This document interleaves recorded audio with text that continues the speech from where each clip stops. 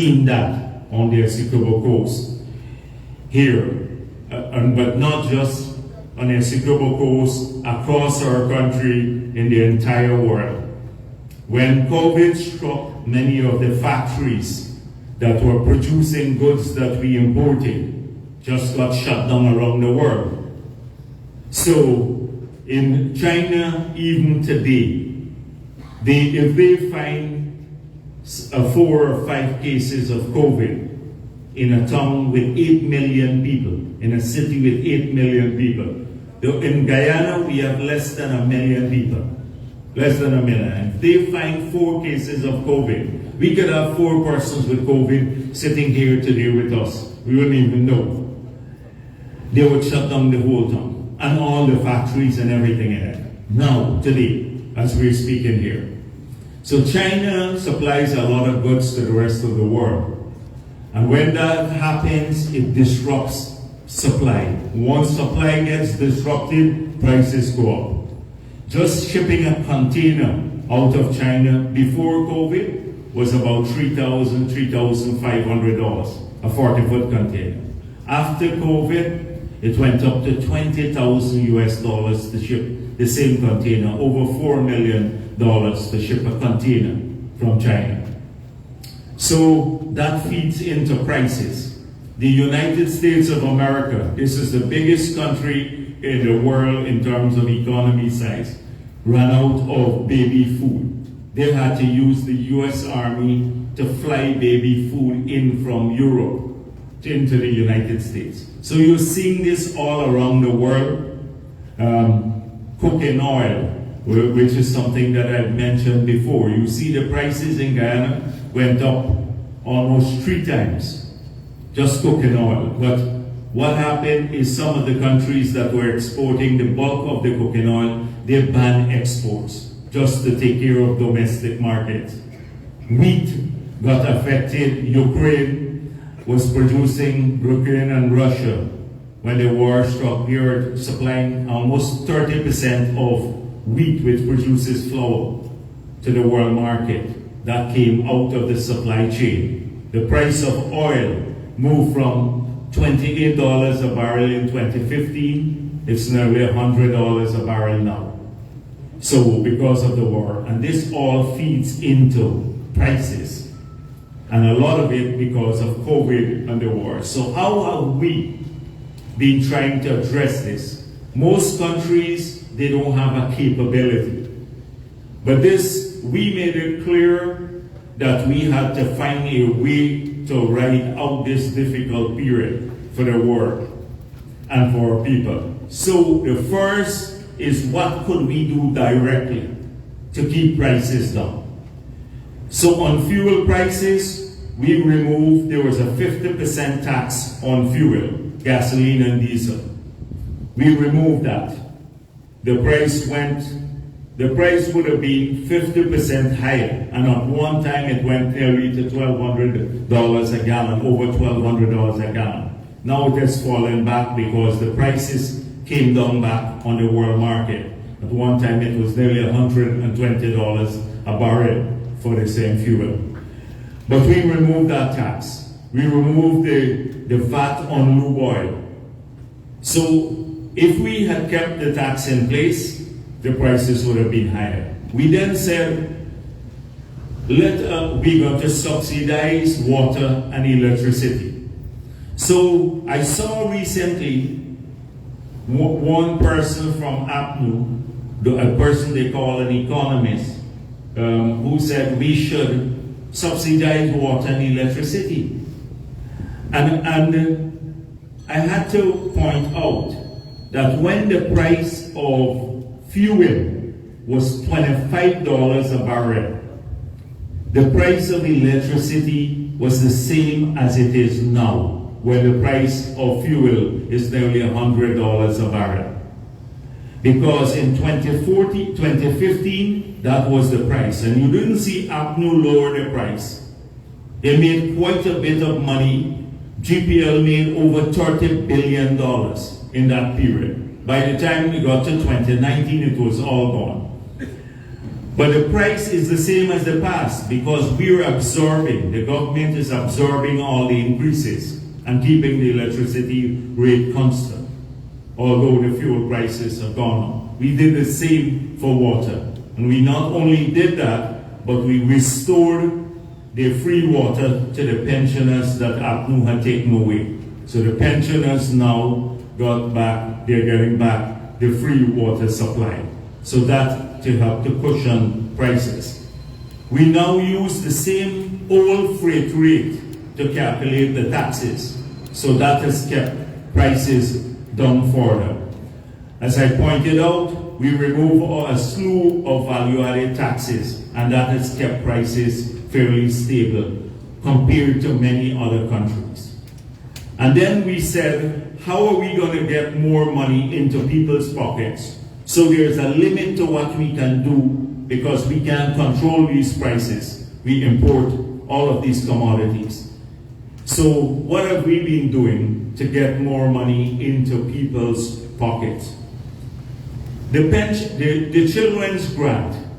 Many people look at it. So let me come back to that. The $10,000 that each child got costed us in 2014 $1.67 billion. It's because we had 167,000 children in school at that time, public school. At 10,000, that's the cost. APNU claimed too expensive, we couldn't afford it. We pointed out in opposition that they were spending more on food supply. The increase between 2014 to 2020 on supply of food to government was over $2 billion. The increase alone. So if you can increase $2 billion more in supply of food to the government alone, why can't you afford it to give our children the 10,000 grant? That is why we made that promise. We said, not only will we restore it, but we'll increase it to $50,000 per child in the 5 years. The first 2 years, it's now $25,000 we've increased it to. The first 2 years. And then we more than double the school uniform grant from $2,000 to $5,000. So the parents got $30,000 for each child in school this year. We then decided that we are going to, there are 30,000 or so, a little bit more, of our children in private school. Now we have 170,000 in public school, government schools. So that makes takes about 200,000 children in school we have, both private and public. So we said they too will get the 30,000 grant.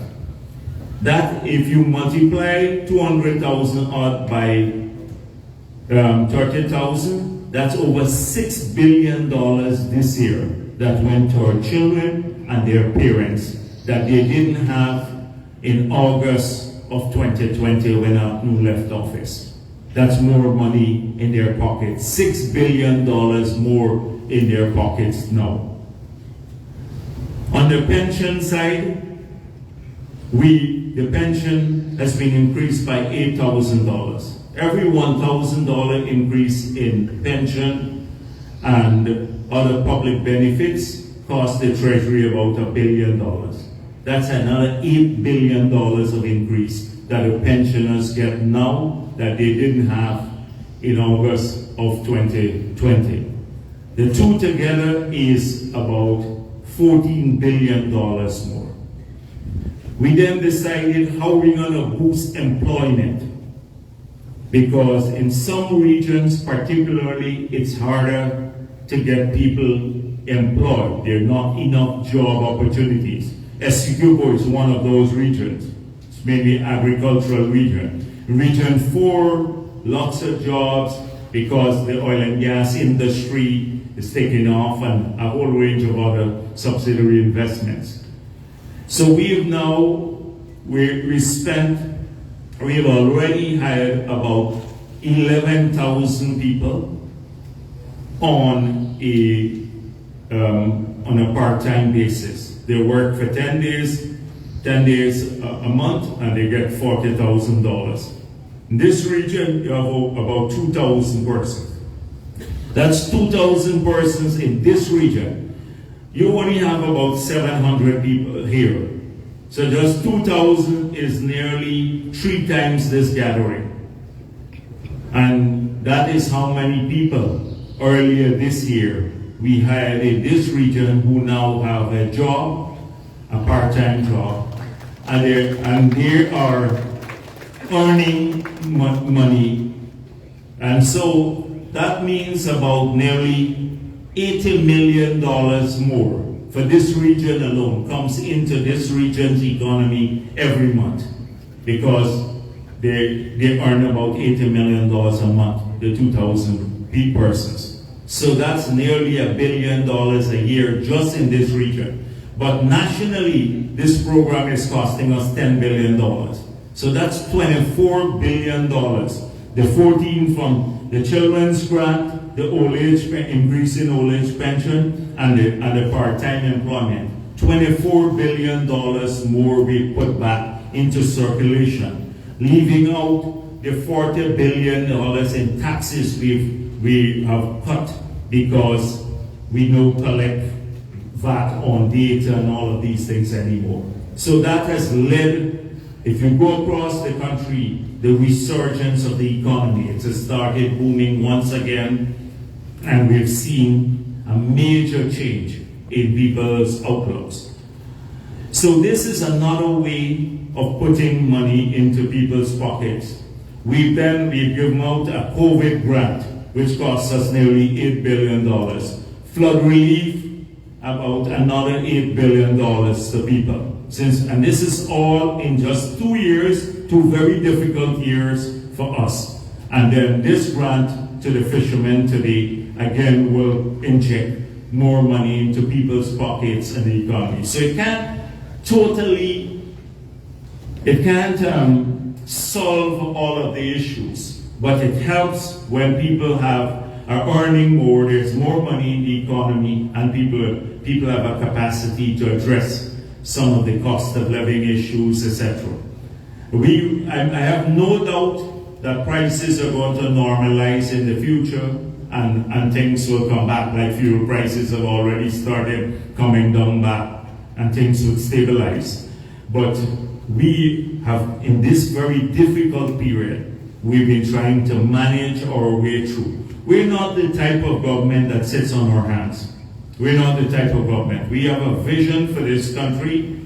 It's been laid out a very long time ago. The vision of where we want to take Guyana, what kind of country we want it to be. We've had hiccups along the way. We've had a big issue with resources to accomplish that vision, but we've remained steadfast to it. And so today, how are the fishermen going to integrate in all of this? We've made it clear that this vision here requires people to operate at a different level. So the oil and gas industry is bringing in quite a number of changes in the nature of our economy. Before that, we just exported rice, sugar, bauxite, gold, forest products, fishery. That's our export, primary commodities. Our manufacturing sector could not grow rapidly because we have a small labor force, and secondly, the cost of electricity and other inputs are very high. Public infrastructure is absent. We don't have deep water harbors, the highways, a whole range of things that are the supportive industry.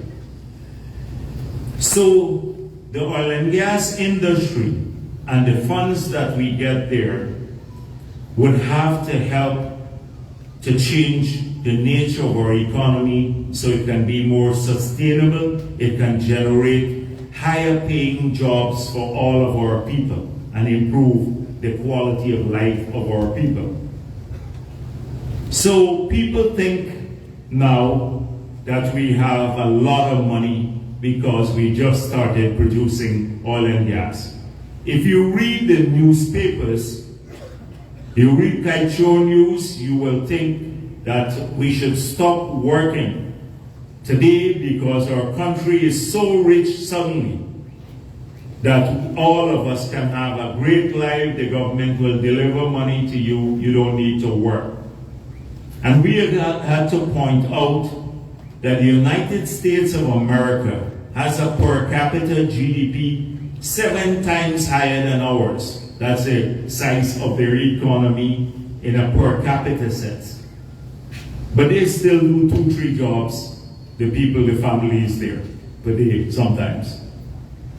Here in Guyana, we will do extremely well if we manage our resources carefully and we have a proper context. We don't listen to fantasy. Every one of us here read from multiple sources and try to figure things out ourselves.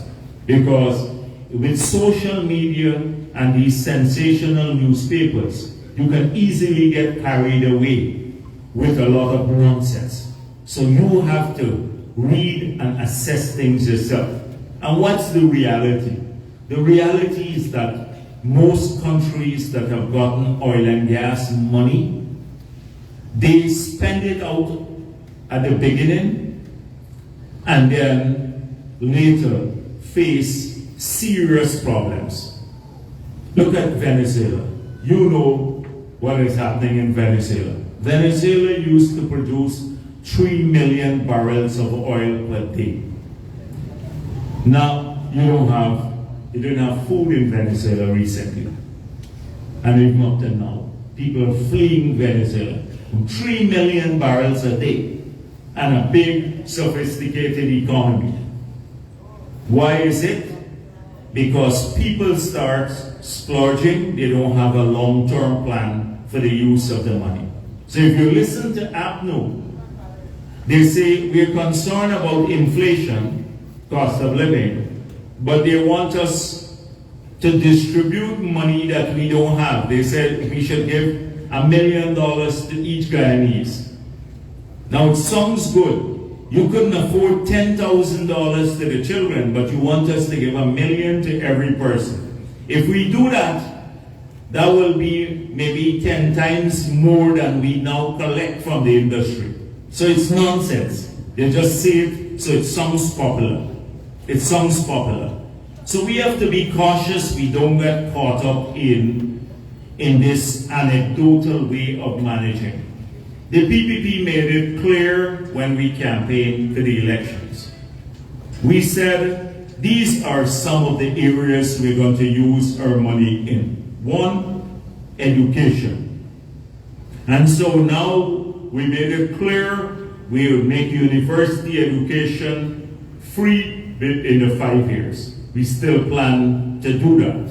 Secondly, we'll do 20,000 scholarships in these 5 years. Already, I met with many people in this region who are on the online scholarship programs. Last time I came here, I said, we're not limited to 20,000. Any person who wants to get access to scholarship, we will pay for it, the government, because we need more educated people to function in the new economy. If we invest in education, the future will be a really good one for many of the people who make the effort to utilize the opportunities. Secondly, we said we're going to invest the money in healthcare. In this, we've just, in the 2 years we've been in office, we've worked aggressively, and now we have 7 new hospitals that will start construction early next year. One is right here in this area. We were putting it next to the multilateral school, but I think we've acquired a piece of land by the roadway. In which area? Reliance? It's Coffee Grove. And you're going to have a modern hospital starting the construction there. That hospital would have services that now you have to travel to Georgetown to get CT scan, 3 operating theaters, a modern hospital. And we're building 6 of those across the country.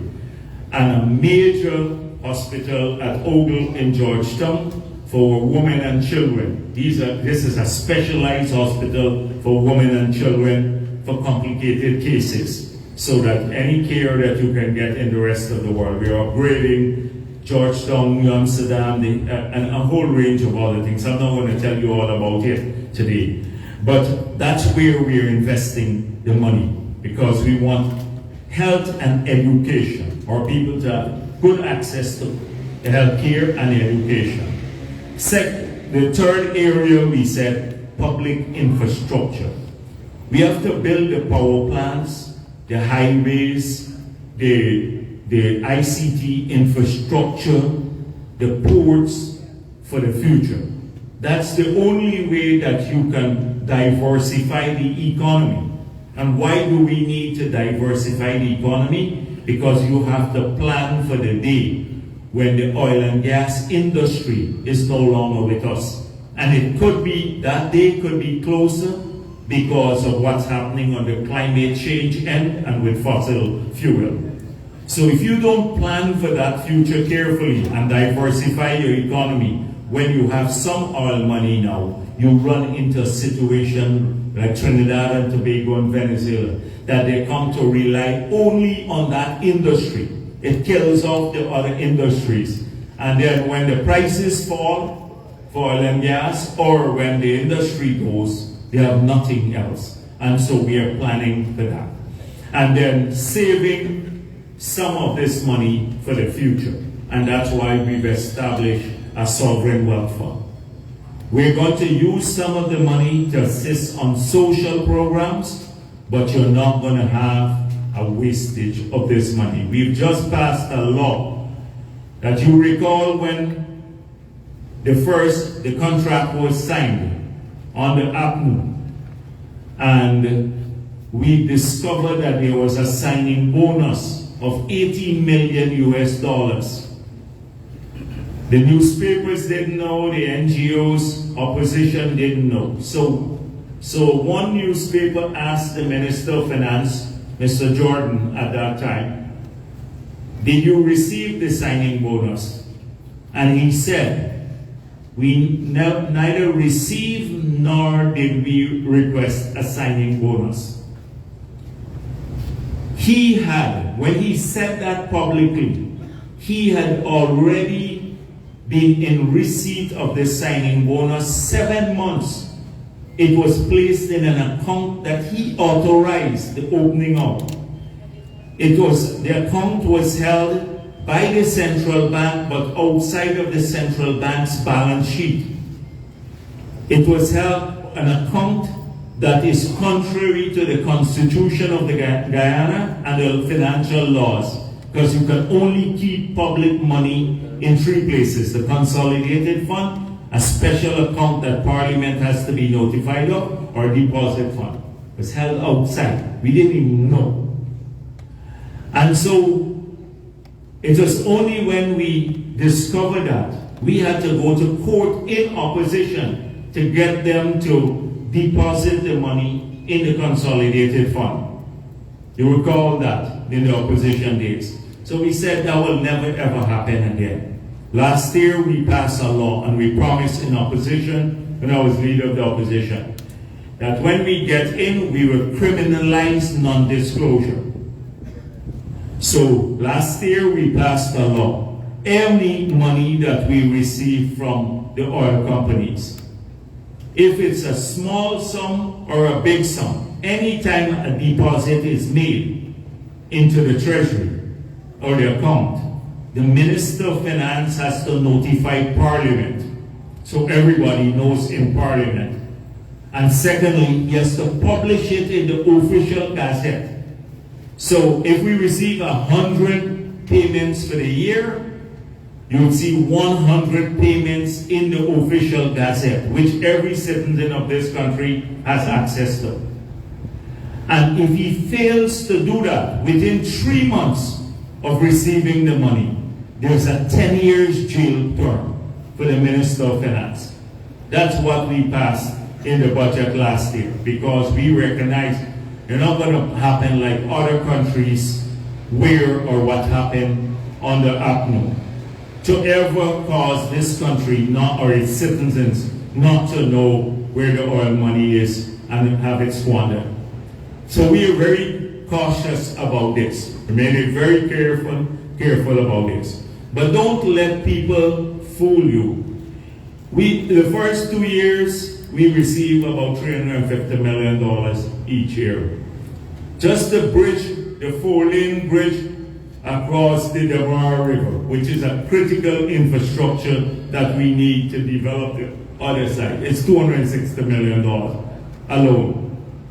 And the Children's Hospital, the world-class one, is about $170 million. But that would be a hospital that you would find anywhere in the world, one of the best in the world. So it's not a lot of money, but whatever we receive, in the later years we'll collect more. But whatever we receive, I want to assure you that it will be spent with a long-term view in mind. So how are you going to fit into this vision? Because the economy is changing. We have 7 new hotels under construction now. You have a massive agricultural sector opening up in intermediate savannas. In 5 years, 6 years time, we're hoping to replace all of our import of corn and soya for the livestock industry. We have aquaculture in Berbice. We're refocusing the sugar industry.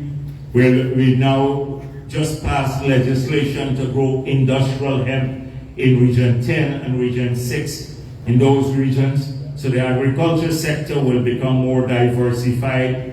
We'll have a whole range of new sectors. When the gas comes in, we start exporting not just oil but cooking gas.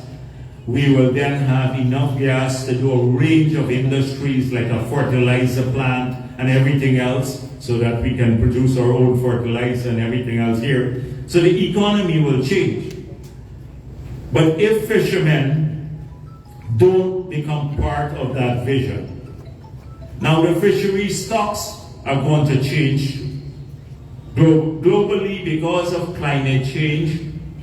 Like when you listen to some people, the Kaichor News had a big controversy one time. They were telling the fishermen that since the oil and gas people came here, the fish ran away to another part of the world.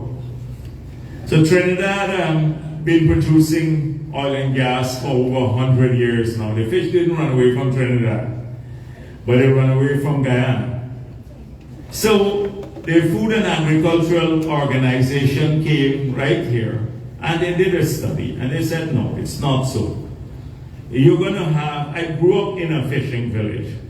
We were not fishermen, we were farmers. And then in the PNC days, we couldn't do farming anymore because all the canals were blocked up. They didn't do anything on public infrastructure, so you couldn't get to the farmlands. So the whole village went into fishing. And I know the periods. You have periods where you go out and you come back with very little. And then sometimes you come in with good catch. And that has happened since a long, long time. So it's an industry where you can make a living. But if you want to really change your lives, you can't be so reliant only on a sector where you're not certain about how, a predictable type of income that every time you go out you can bring in a good catch. And with climate change now, like the fresh water coming down from our rivers have changed the salinity even of the currents here flowing past us, and fish respond to that. So you're going to have many changes in this sector. So If you remain here, if you don't use the opportunities now, then you're going to have a large group of Guyanese who do better than you're doing, and then you're going to become a little bitter because you lose ground to them. So you will have to start thinking about getting another skill too, many of you. And I want to say to you that whatever you want to do, if you want to acquire a new skill, and you don't have an age restriction on this. All of you, the people I see here, are of the age and able-bodied enough to get a new skill to function in a different type of economy. But if you make that effort, we will be there to support you, to pay for any training program, to establish the training programs, to work with you so that you can get another skill that you can rely on. You can continue to do the fishing. Like in many parts of our country now, we are running short of carpenters, masons, plumbers, a whole electricians, because the building boom in region 3 and 4 is so massive that we can't find people to work in these sectors. And the wages are high. The wages, you can get $10,000 as a carpenter per day. That sort of thing. So if you, it might mean you have to move a bit, but not move permanently. And as the other regions develop, so too will Essequibo Coast. It will take a little bit longer to get that up here. But it will happen here. And so you need to think about these. A welder, we need about 700 welders now for the energy project alone, with all these pipelines and stuff coming in to fabricate and weld and stuff like this. And these are higher paying jobs. So I just want to urge all of you, if you see a training program, if you see something, if you haven't finished school, we have now on the scholarship program through Gold, you can do a remedial program and then go on to the technical program. And those who have the qualifications can do tertiary level university type training without even leaving your homes.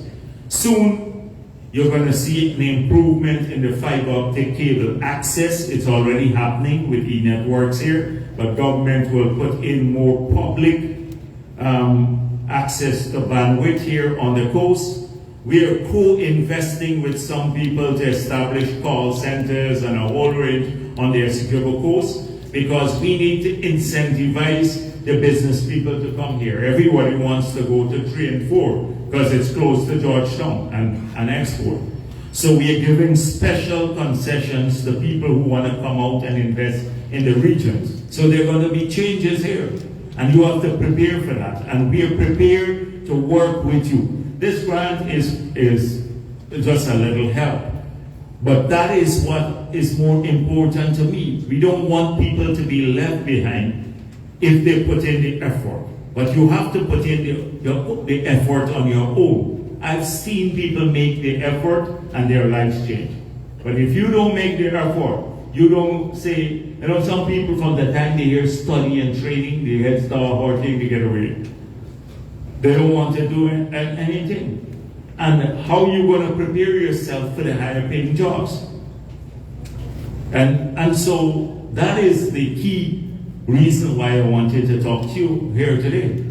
Because when we're done here, I hardly will meet you back again. And if you want, we can organize this. I can get all of the people to come down here. Professor over there. I can send Joe Hamilton, who heads the Ministry of Labor. We can send out a whole major team of people who will sit down with you. You come back here, you say, what's available? What are the job opportunities? What do you like to do?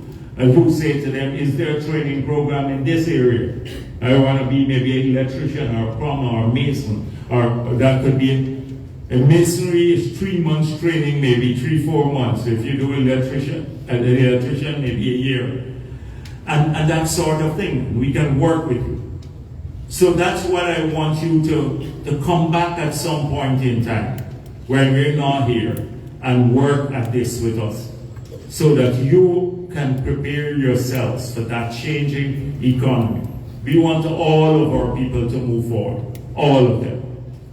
And regardless of which sector they're in now, we want them to be there. Now, on this program itself, you know, when we announce the help for the rice farmers, right? Normally, if we're giving out any help there, we get more rice farmers than people on the Essequibo coast. There are the names they put down there, and then you have to narrow it down.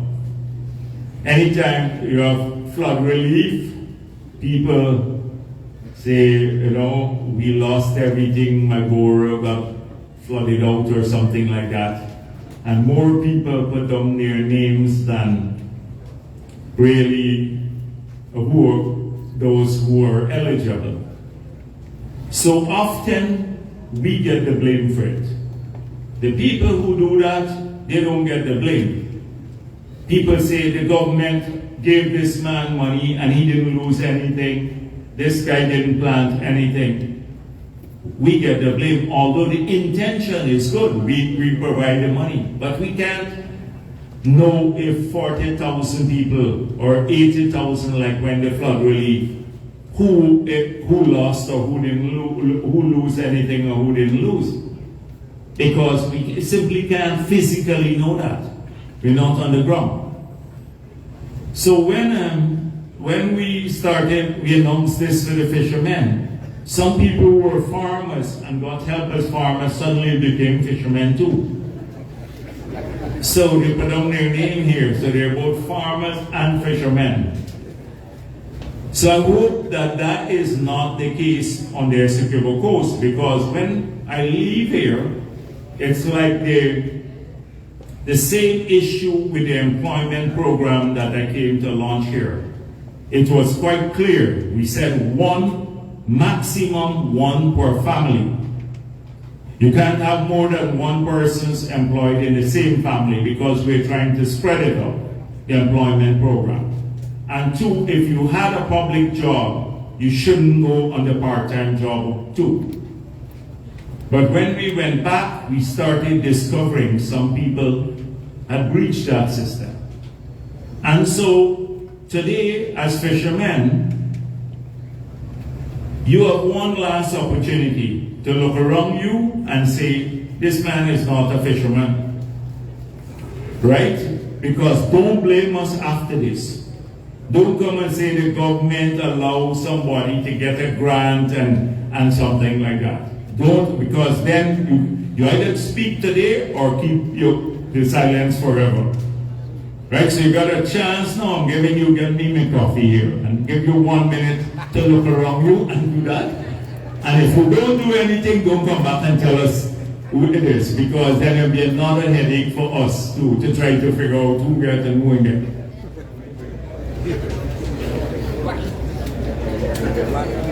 Some people start getting nervous like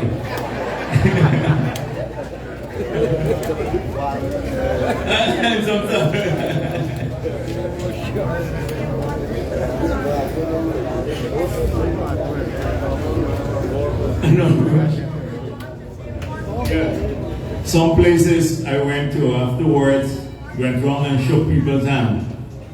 Their hands softer than mine. They never pull a rope or something before. Pull a rope, yeah. So I'm coming around too. I'm coming around to shake some hands just now.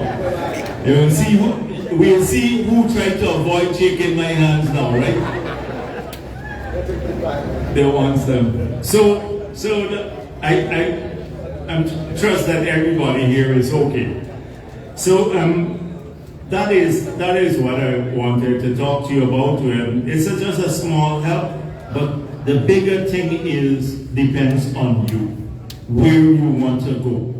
The government, in the PP, we support all of our people regardless of who they voted for, their religion, their race. That's our vision for this country. It's always been that way. And we want to make sure all of our people move forward. And so, we will be there to support your efforts. But you got to reach out, you got to get up and make your own move on these matters. Don't rely somebody else can do it for you. There's enormous opportunities. Our country is changing for the better only if we manage it tightly though. And we're doing that. So we're available to you. I'm going to listen to some questions and stuff. Maybe you have questions, and then we'll go to giving you the checks. Thank you very much. Thank you very much for me. Yes, comrades, you heard the Vice President. And before we start the process, we'll give you a chance to raise some issues. This morning here we have on the list 706 persons who will receive grant on the Essequibo Coast. So the mic will move around. You have the Vice President, myself, you have the Minister of Local Government, you have the Regional Chairperson. So we can deal with any issue you want us to raise, especially fishing issue. We have the Chief Fisheries Officer also here, Mr. Denzel. So now I open the floor. Who want to raise the first question?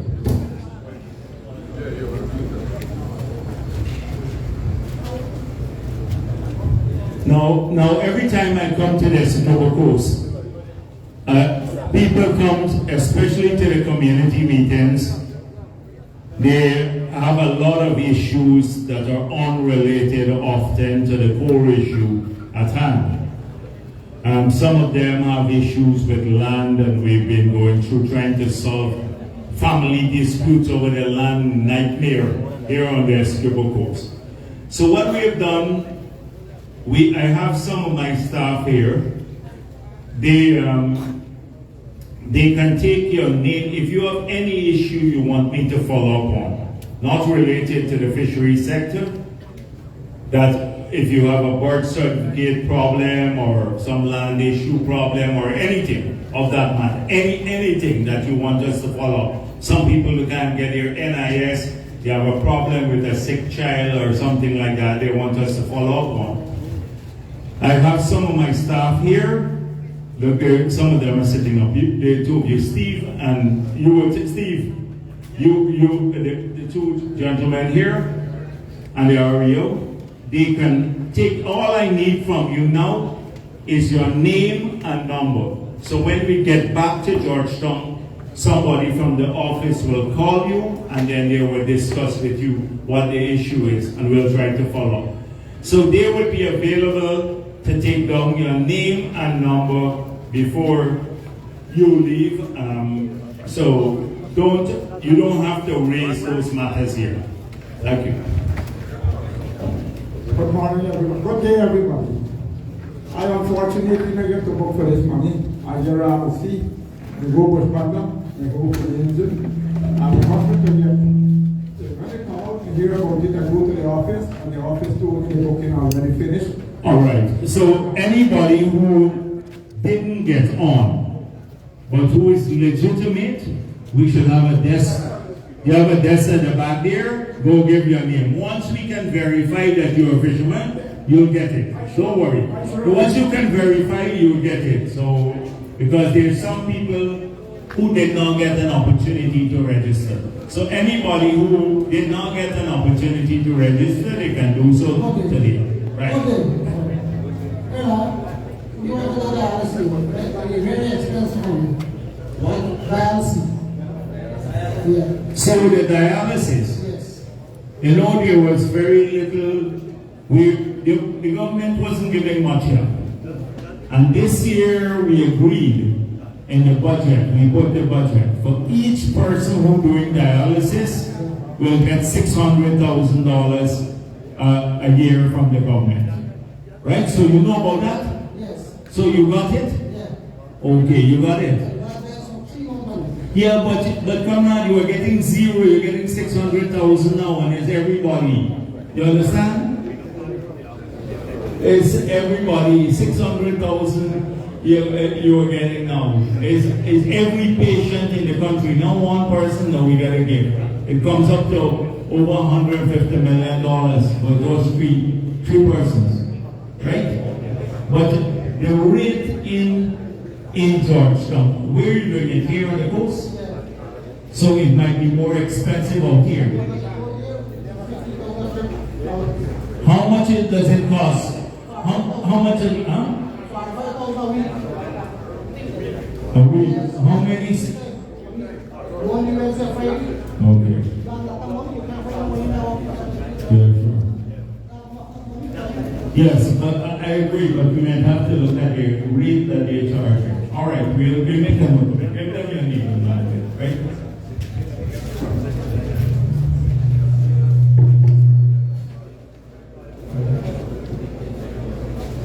Okay, everybody. Same thing here, my daughter. Taiseno, Pinseno, can everybody so. That was the foundation. Selfish, but place. But I'm not going to see for the river. I'm not going to see for the river. I'm going to Pinseno. I'm not going to the Pinseno.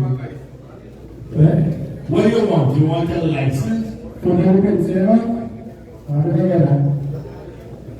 You gotta get license. All right. Give them your name and number there. We try to check it out. We'll find out what he needs. So fishery people. All right.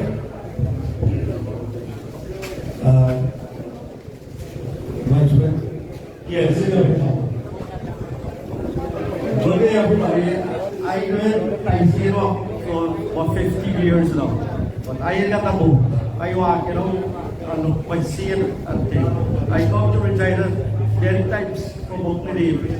And they brought They should have moved this thing at the back. They're not disturbing. Just take your stuff at the back so I can listen. Hold on a few minutes. They had to call the... Hold on a minute. Hold on. Let them move the operator down in the back here. Because, go on here. Yes. Come around you all the way back there. Yes, I had to go to Regina, the office, and when we go in there, they book me there, but they don't book me there for the booster. You have to call the fishery in Georgetown, and the girl tell me, said, they're going to look after it. She tell me when they're ready. What? Yes. They tell me, said, when they're ready, they're going to give me a call. But I ain't get no call out of them. What now? All right, but put down his name and let's verify it. No, but let's verify it. We got to put down your name and verify it. You heard what I said before? If you're not on the list getting the money today, but you believe that you're a fisherman, then just put down your name. Once we can verify it, then you will get the check. But we have to verify it. Okay? So put down your name at the back. Okay? And we'll verify it. Mr. Vice President, Honorable We'll go first, yes. Give the microphone to one person at a time, right? All right. Just hold on. Yeah, go on. Good afternoon, everyone. I'm the Gary from Charity Scotland. I am not a fisherwoman, but my son Roland Gary is a fisherman for 5 years now. And the accounting a lot of difficulties on the sea. About 2 weeks ago, the boat he walking on sunk in the sea. And he said he wouldn't walk any more fish for the balance of this year. So he get a job with Mr. De Silva's son, who want to operate the excavator, but the name is on the list. And he told me, I don't know if y'all will give the money for it because the name is on the list. When the boat sunk with him? About 2 weeks ago. So he was a fisherman up to 2 weeks ago? He was a fisherman, but 4 months ago the boat did park, he didn't walk in the boat. No, it didn't matter if the boat parked. But once he's a fisherman, he's eligible, right? Okay, but he's not able to receive. He said if I could receive his check, I have people who could identify my son and me. Okay, but you sure you want to collect a check too? Next thing you run me down and say, you give away we check here. No, you know, we got some states like that. The lady come up collect the check and then the man running us down and say, you should have given my check to the wife and stuff like that. No, I am a civil parent and he's my eldest son. He's actually looking after my... Where is he now? He's in the background, Mr. Silver, son. Well, make sure that you get but once a check here, right? Yeah. He'll get it. Right? He'll get a check. We'll have to figure out, yeah. Okay, thank you. All right, no problem. Yeah. Honorable Vice President. Yeah, Honorable Vice President. Minister of Agriculture, Mr. Tupikar, Minister of Local Government. From bottom of my heart, I want to welcome you here in our region again. And you've been doing tremendous work for us as a fisherman. We from the Charity Fisherfolk Complex, I was not in the country, my son raised a matter to you regarding the shipping of this glue to China. And the chief fisher officer said that he get back a reply from the ambassador in China that they're waiting on us to put us on the list of our country. But as we going on this waiting on this list, you know, the Chinese now in this country holding one head paying one price. Now the Chinese guy that buying our glue, he owes us a tremendous amount of money. He's not paying us. Taking us to court, taking him to the court, he can't pay us. So, we have the consignee name that he's shipping this glue to Hong Kong. From Hong Kong, they want us to smuggle it to China. Smuggle it to China. So this is the problem, and I have the direct contact to China that I can ship. All right, let's get he lives here? Yes, he lives right here. All right, get us the details and let the police get the details too. He is not Guyanese national. Yeah, he's a Guyanese national. Yeah, Guyanese? Yeah. Okay, I thought he was some kind. Right, okay. All right, but never mind. Give us the details. But okay. We'll have to keep pressing. But yes. But Mr. Vice President, that's what caused our problem with the fishing industry. I appreciated what you said that the fish got seized with catching. Yeah. That's fine, I know that since a little while ago, I know that. Yeah. But what carries the fisherman and money up is the glue. Yes, So if we I agree. I know I agree. But can't you ship it to Hong Kong too if he's shipping? They will tell you, they will rob you again because they say they got to smuggle it back to China. And without shipping to China, they can't get paid. Oh. That's the problem. So if I have a direct contact that when I get to China, I can ship direct to China. And where I could personally pay, I buy over 80% of the fish in this region.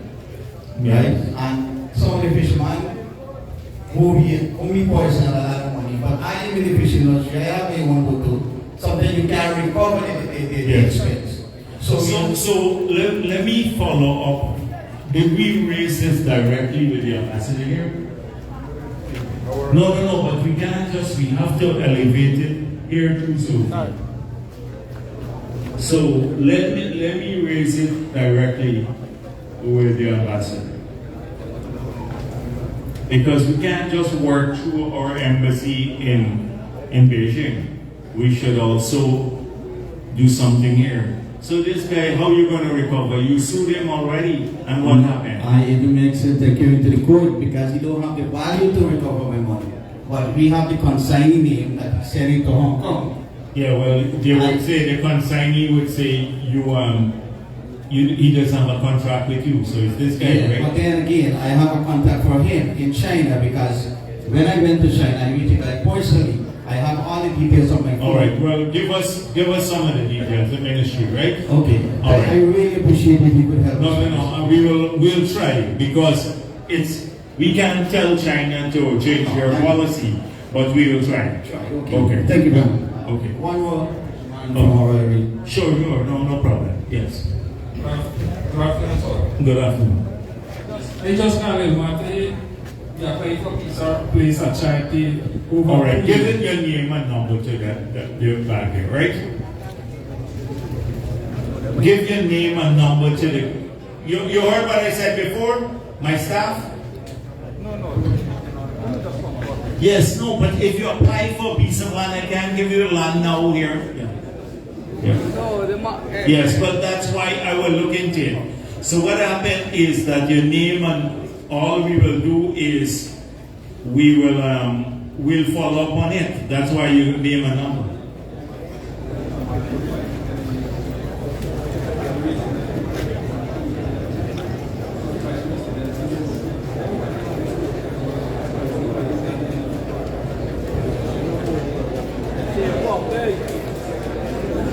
Yes, but if it's on the sea defense camera, these things are often more complex. So give your name and number to my staff, the same thing I said, they're at the back, right? And then we'll call you and follow up. But you gotta give them an answer. The problem is the answer is yes or no, but at least people know what the answer is. So that you can't just have it drag on. It's yes or no. Yes, but Zulfi follow it up and yes or no. So then people know how to plan their lives. Alright, you get it right. So we'll give them you an answer. They, one way or another, if sea defense is the one, then that's fine. But you gotta let them know. So they go somewhere else. It can't be in the sea defense. Good day to everyone. Yes. Vice President and team, welcome to Essequibo. Recently, the government embarked on a program to upgrade roads and streets in Essequibo. I think it was about 170 something roads. And they were asked the region to submit a name of Essequibo contractors so that Essequibo contractors will get involved in the road program. My name and a couple of contractors were left out. They're supposed to come up 5 hours. Okay, why they left it out? I don't know. Alright, so what's your name? And let me get this, I'll find out from them why it's left out. Sorry, but that's just a part of it. Yeah. I still go ahead and went and do the tender. The tender was closed on the 12th. I put in my tender here. I'm asking Go to the back, give them the details at the back. Yeah. Okay, sorry, I'm asking you. So, No, I don't give out roads, right? So that's one. Once we'll see that you're treated fairly. My job is to see you're treated fairly. Okay? That's what I will see. But we're doing a lot of roads in the region now. So we got a limited number of contractors. So I would assume that we want to get as many people work as possible. That is what I want. So there is not enough Contractors. So that is why we wanted as many contractors as possible. So can you get the 5 other persons whose names have been left off? Let them go and tell my staff. You and the others, right? Because I have my here, work that sort of bit of completion and the left commission that coming week work that I have to left here. You want to have a look at it? I was surprised my neighbors. No, but comrade, I told you all already. If you want me to follow up, I can't follow up here because many people have issues to raise. So you gotta give your name and number to my staff, and they'll call you and find out what the issue, and then it will come to my desk. No problem. I want to speak to your larger resident Yeah. concern monies that government owe me millions of dollars, and it is unfair. You know what? I didn't get a call from Citizen. I never get a call. Yeah, we can't call it fixing the road. Huh? If we're fixing up the Sir, road, I spoke about the money at larger resident. You promised us that you would get the finance minister involved, and we would get some money. I Get some money for what? that the government owes. What cost? That the government owes myself and No. If these are the old liabilities from APNU days. No. Yes, these are old liabilities from the APNU days that you're talking about. Half of these things we don't have records for. Not what happened under the PPP. If the people from August 2020, we owe you any money for works done, we should pay you immediately. But you can't expect us not to have to go back and pay you money from the distant past when we don't even have records of many of these things. Some of the work was done prior to the federal government. No, man. Prior to the government coming into office, that's what I said to you. I'm not dealing with APNU liabilities. Right. You want me to go and solve things that you complain that happen under APNU and then griping about it to me too? Right. Okay. All right. All right, don't give them your name and number. I remember the issue clearly, yes.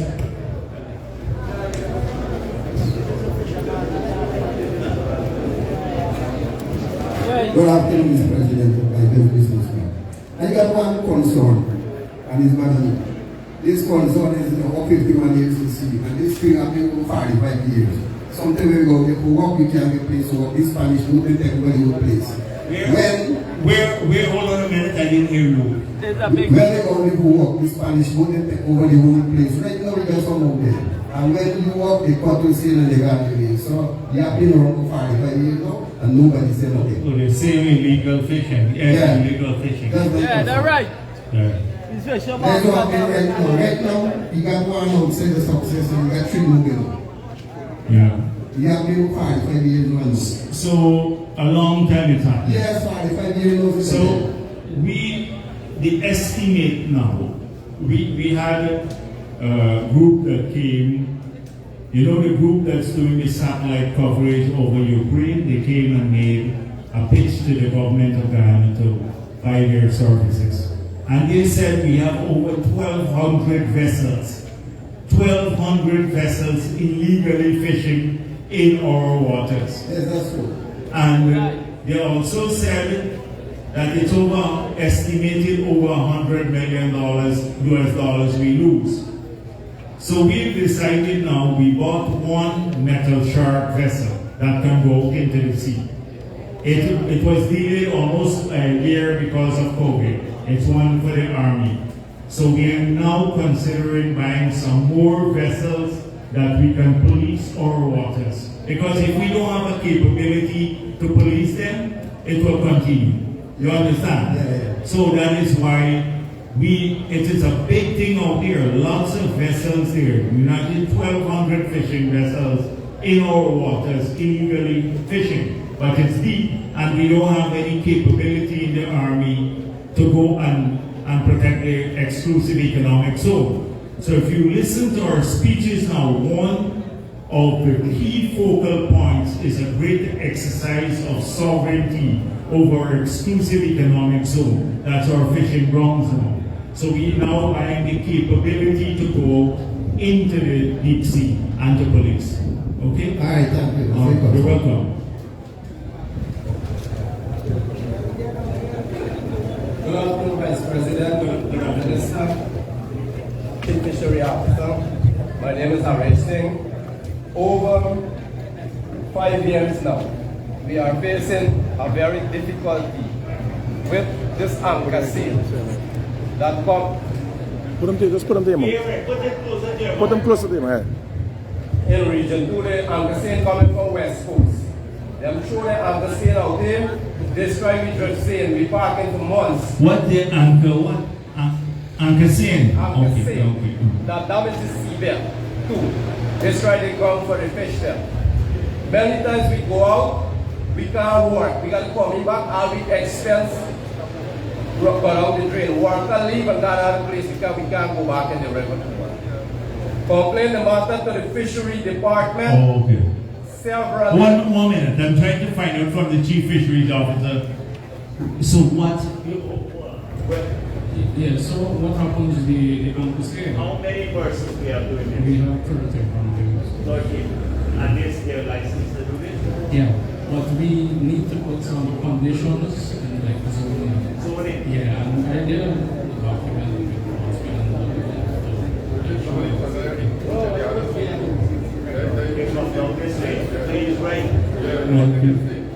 So you're cutting your thing? Yeah, Vice President. Well, I sent a message to the Agriculture Minister. He told me to go to the station. When I go to the station and report it, the police said they got to send it to DPP. You see it right in front of your eye. Sometimes I got picture to show. Nothing have to be done until today. And you know the names of the people? You know the names? We know the both of them. You got a picture with the both of them on video. But what they're saying, their chief fisheries officer is saying that they have a proposal now to put in zoning. To zone them so they can't come out of their zone, because if they're licensed to fish in the area, then they have to remain in the zone. So any movement out of the zone may cause them to lose their licenses. We got some in region 2 here too. We have some in region 2 that was fishing with anchor seine illegal too. Let us not go so fishing with anchor seine. Really? But he telling me that it's legal. It's not illegal. Region 2-1, region 2-1. No, but hold on a minute. I don't want to leave here with the impression that this thing is illegal, because what the chief fisheries officer is saying to me that it's a legal method for catching fish. So if we zone people from region 2, then may apply and they'll be able to do the same thing if it's legal here. So that's not solving the problem. You understand? So I don't want you to leave with a wrong impression. That's why. So it's legal. It is legal now, he's saying. When he told me in region 2 it's not legal because they don't give license to non region 2. There's a Robert tell me that. So, well, you got to look into this issue quickly. But the thing is that if we zone, I'm just giving you an idea. Now, if we zone and say 3 and 2, you'll have to also, people will apply from 2. We'll have to give them the license. Do you understand? So, you all better meet with the fishermen and sort this out. Meet with the fishermen. One thing. Go. Region 2 Fisherman Co-op Farm. We sending for register at the co-op office since last year, I think it's November. Until today, we never hear about anything about it. Who is the co-op officer here? Who is the co-op officer in the region? Regional chair. Hold on a minute. Who is the co-op officer? You all don't even know the co-op officer? You don't have any? Or you sure? If the chairman and the area, you will know who, if you got the co-op officer or not? Hold on a minute. You don't have? Some they've been here from Colin. Who? They've been from Colin. We reach with them. We have picture 2 with it. So this is pretty unusual. If you all either have or you don't have a co-op officer. And if we have, you also know about it. Anyhow, I will follow up on this directly. Okay? So make sure that you give them your name and number from my office staff and we'll check it out for you. Alright? Okay.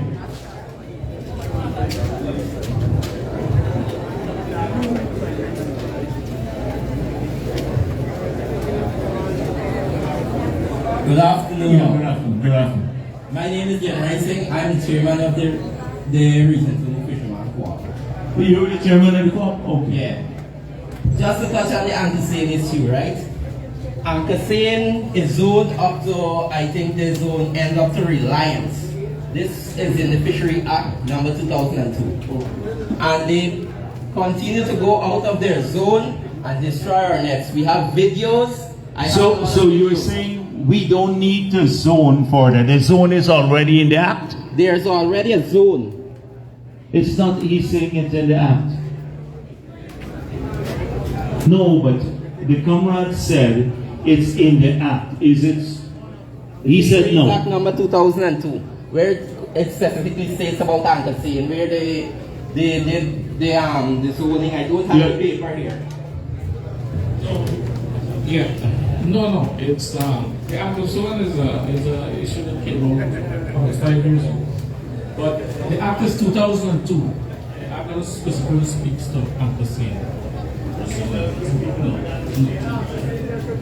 So hold on. I just when he's saying the chief fisheries officer that the zoning, any zoning doesn't relate to Anchor-Seine in the act. So now they're looking at this, but we can check it easily. We'll take your number. You can send me the section of the act, and we'll check it. All right? I'm not finished here. Yes. No, I know. Yeah.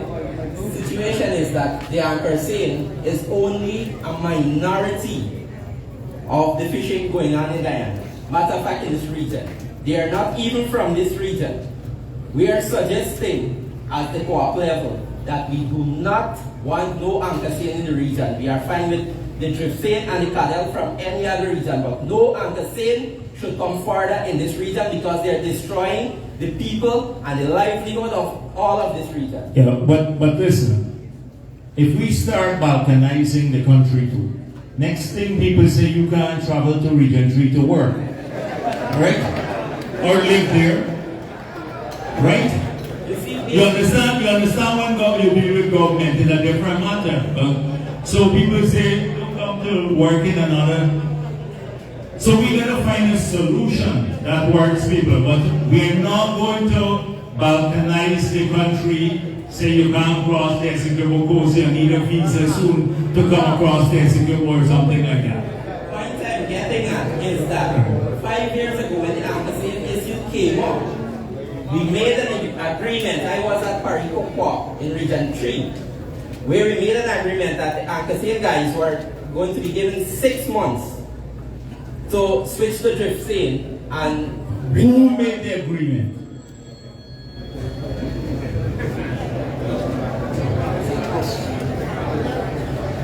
Yeah, but who made this agreement? Mr. Denzel along with Mr. Gary Beard and the other fishery staff that was there. Yeah, because you understand, you can't make an agreement and then what if the people who made the agreement, you don't have to come to a co-op to apply in Guyana for permission to get a license. You don't have to come through. So assuming Zulfi got a co-op and I got a co-op from the two regions and the two of us agree, and you now want a license, you don't belong to any co-op now, and you apply for the license, we have to process your license too. So that the agreement we make here can be valid for everybody else. You understand what I'm saying? So we need to work through this issue and work through it sensibly. I don't like to leave things hanging, because sometimes when you leave things hanging, then we have all of these problems. So I like to take it right down to the end to make sure we have a final solution to the matter. And that the final solution should be listening to all the parties, ensuring that all the interests are accommodated, and then decide on the zoning. And that it should be maybe at a national level. We should do something of this nature. Okay? So we will work, we gotta work with everybody. And who are the people from Region 3? The Metro Weekend Group. That's the group that you all have the agreement with. So we can, let's bring all of them together plus the others. And opening up to the public, open it up to the public too. Right? One big consultation on the matter.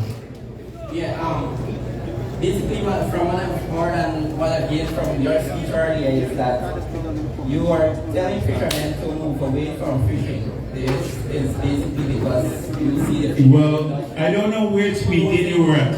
Right here. No, because then your comprehension of what I said you can continue with fishing but get another skill. Let me tell you something. One thing we will not have is, for the sake of one industry or a particular group of people, destroy the future of many others. I came here with a part-time job, and one person said to me, a businessman, you shouldn't do this in this region because my workers would leave. So I asked him how much he paid to the workers. He didn't want to tell me. He said, later I found out it's $2,500 he paid per day. So he was worried that the workers will get more money now and he'd have to pay higher wages and salary. If we keep people in this region only earning $2,000 or $3,000, we can't keep cheap labor for your co-op or businessmen. People got to work and improve their lives. So I hope that now what you're implying, fishermen got the right to choose. They choose, not you. They got to choose whether they want to remain in fishing, and if they want to do so, they have the full support of the government. But if they want also to study, improve their lives, and move on, it's their choice. Or if they want to continue to do fishing and do another part-time job, it's their choice, not your choice. Let me make that clear. And that's what I presented to people here today. That's the choice. A choice, not you keeping cheap labor for you. I hope that's not what you want. Mr. Vice President, Yeah. I don't have cheap labor. Okay, well, all right. Well, then I'm glad. But that's what I said to fishermen. But what needs to happen is that in the future, we need to have feasibility studies like what you call sensitivity mapping to ensure that we can sustain our industry for the future. So long as That's something else you're talking about now. You're switching the thing now. You're talking about something totally different. You just said, I tell people to move away from fishing. I said, I gave you a choice. So clearly, securing our fishery stocks for the future, vital. Sustainability is important. We need to work with the industry on that so that the people who remain in fishing by their choice can make a good living too. So that, but by their choice, not by slavery or anybody saying to them, you gotta stay here. You understand what I'm saying? Right. So that is it. So there, that's a different matter. That's why I had to get up to make that point to you. Okay. Okay. All right.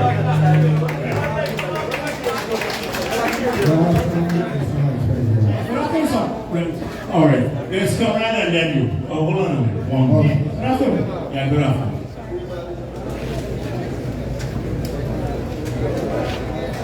Yeah, I'm not a big problem in a bridge planting. A bridge. Where? A gym. I say, what are you doing? The bridge keeping plenty nice?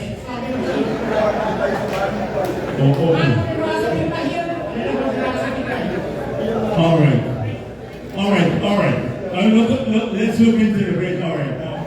Make sure we give. That's what I said to you, like the name and number, right? Give it to the boys at the back. I'll follow up on it, right? The arrow saying to tell about it. Yes, the road, it's on the rock, so they will follow. Okay. So it's not a concrete bridge, a wooden bridge. Concrete, but it's not a iron. It's not Iron slabs. Iron. It's not saying concrete. But how it making noise? Very plenty nice. I know some of the In the concrete bridge, how it making noise? I thought it would be. Oh, the slabs are just resting, they're not casting. Alright, okay, don't worry. We're trying to ease down the noise nuisance here, alright? Yes.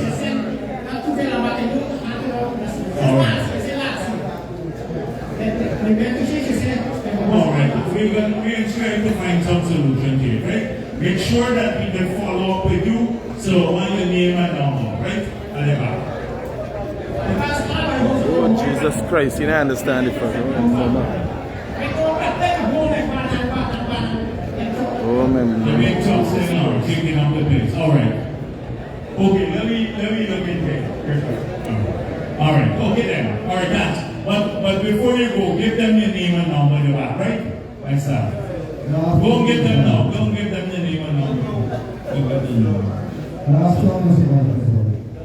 Yes. Yeah. So, over 2 weeks ago, one of my fishing boats slipped off by the sea. That's my livelihood. It's the same boat that they bought it on? Yes, sir. Oh, that the girl stood up here and said she wanted to collect? Yeah, they want to collect. But what about me? You want to lose millions of dollars. I don't have nothing more to depend on in this life. I owe the bank. I can't pay the bank. Right? And they come in and said about 150,000. So I'm begging you, if you are to please help me at least with the bank, because I don't have anything else left. The chief person know me since I let go.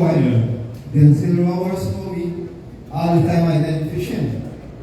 Let's see what we can do. But also, you know that the moment we do this, then we trigger open up a door because it's public funds. But with the banks, I think we can have a discussion with them. Let's see what we can talk to the banks about. to see if they can reschedule or something like that. So we gotta look at it. Which bank you with? NBS. Alright, well, make sure. For New Building Society? Alright, okay. Thank you very much for that. Okay, well, give them your name and number. You give them the name and number at the back already? Not yet, sir. Well, then do that, because that's the only way I can follow up. If you just tell me here, right? By the time I go back, I can't remember your name and how to get back in touch with you and stuff. So give my staff your name and number, we could call you. This is for my face. Yes, but I remember face, but when I get in the office, they can't tell me, I don't remember the face, when they get name and number, right? Yeah, okay, thank you very much. Okay. Yes, Tom, I'm going to everybody. Alright, my brother, it's a very simple thing. And I bought a tractor since 1994. You a tractor, you and you're fishing?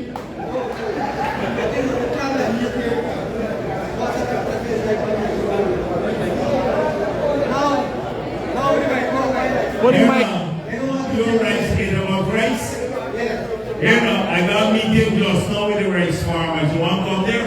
Yes, yes. 1 o'clock. Go to the rice farmer. I'm going to listen to you. Alright then. Okay, alright. I go into the rice farmer to the phone. Yeah, next thing I'll give you rice right to Oli. Yeah. What's going on? You already? Yeah. You look like you take something early. The fishman is drink, enjoy yourself, dance on. Alright. He's no fishman. Alright. Okay, come. I'm the vice president that we want is a little price fishers of fishman. Dance on. Yes. Yeah, always stop and get back, always send them money. The better fish, he send them my money. Yeah. So we just, Alright then. no people in the market, no people go fish the market. Yeah. So we live the other side. Alright then. Alright then, take care, right? Alright then. So I think let's get to the sharing of the checks. All of the people who still want me to follow up and didn't get a chance to raise the issue, please, my staff will remain here for a while. Guys, the vice president is listening to issues and then you will get a call from the office. Okay? All right. Delivering on promises made by whether we can help President or not, Ali. but we'll follow. Thank you very much. Thank you very much. Yeah. So is it about as it relates to fishermen grant?